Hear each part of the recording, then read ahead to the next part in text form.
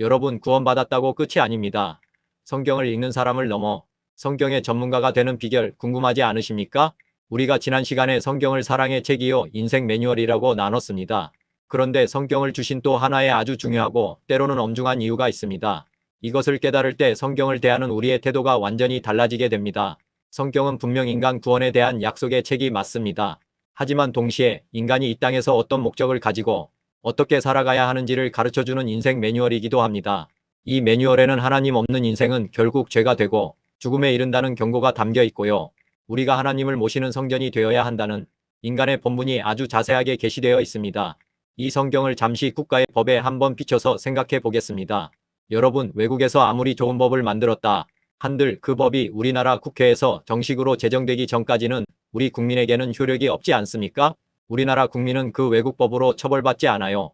당연한 이치죠. 마찬가지로 성경은 나중에 하나님이 우리를 심판하실 때 적용하시는 근거 법이 됩니다.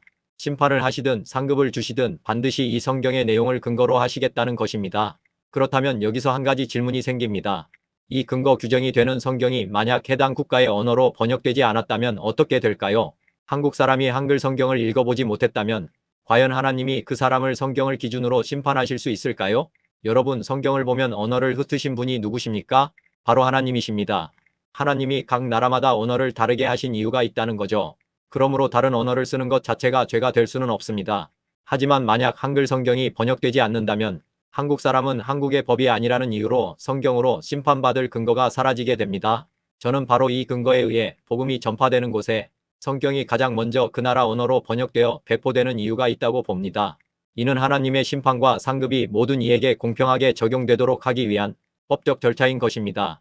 우리가 국가의 법을 알았든 몰랐든 일단 법이 시행되면 그 법으로 처벌받지 않습니까? 몰랐다고 해서 처벌을 면할 수 있는 것이 아니죠. 모르는 것도 죄가 되는 겁니다. 성경도 마찬가지입니다. 한글로 성경이 번역되는 그 순간 그 내용은 우리 삶에 적용되는 대한민국의 영적인 법이 된 것입니다. 믿는 사람이든 믿지 않는 사람이든 한국 사람은 모두 이 성경의 기준으로 심판 또는 상급을 받게 됩니다. 가령 이순신 장군이 살았던 시대에 만약 한글 성경이 없었다면 이순신 장군은 성경의 법으로 판단을 받지 못할 수 있습니다. 그러나 지금 우리 세대는 이 성경이 우리 언어로 번역되어 보급된 이상 이 말씀은 우리 삶에 적용되는 법이 되었다는 것을 반드시 아셔야 합니다.